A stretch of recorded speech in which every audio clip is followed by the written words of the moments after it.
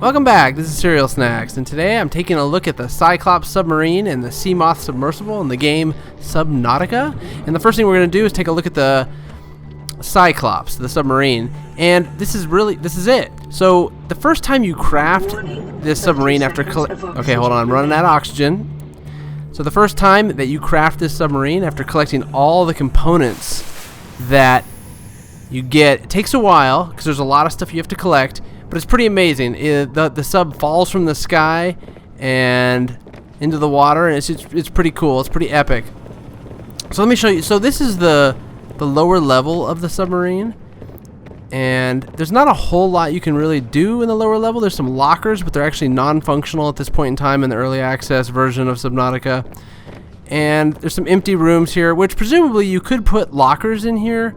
You could put your boxes of items and stuff like that if you want to store it. That's the one real big bonus to this submarine. And here's the engine room, the power cells. But the big bonus to this submarine is that you can store a lot of stuff into it. So it's more or less a moving base. If you found a location where you'd want to harvest a lot of stuff, you can take your submarine to that location, put a bunch of lockers in here, and then make the trip back to storage a lot quicker. This room right here is actually where we keep the Seamoth, and I'll show you that in a minute. It's currently docked. It's the smaller submersible in the Subnautica game.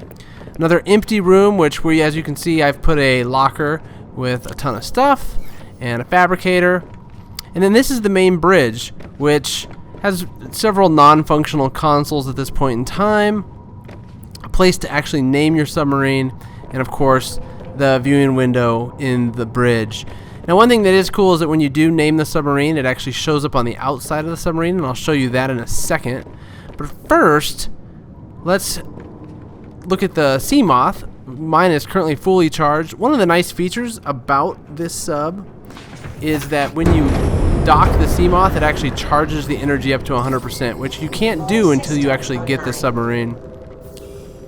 So you can see how agile this little Seamoth is. It's pretty good. It's good for exploring the caves and crevices in the Subnautica game. Pretty awesome.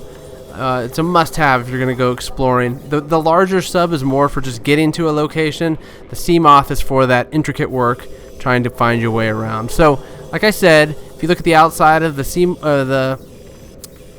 Cyclops, you can actually see the USS Snacks, which I typed into my console. It's got some cool doodads on the roof.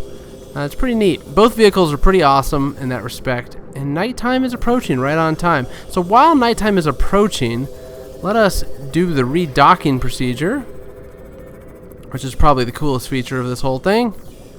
Go in here. There we go. And it just automatically will suck the Seamoth up into the underbelly of your submarine.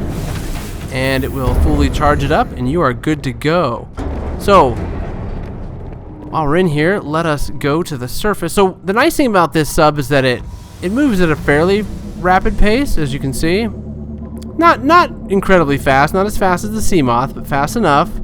And of course it can go up and of course down. And there you see the nice sunset and my crashed spaceship over there. So you could bring this up to the surface and enjoy the sunset. So I'm going to leave you here. You can hear like a knocking sound. I think there's actually an object stuck on the roof of my submarine, which I've not yet been able to find.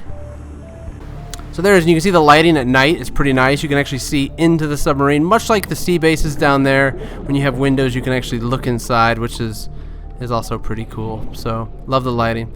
Anyway, so that's it. That's the Cyclops and the Seamoth in a nutshell.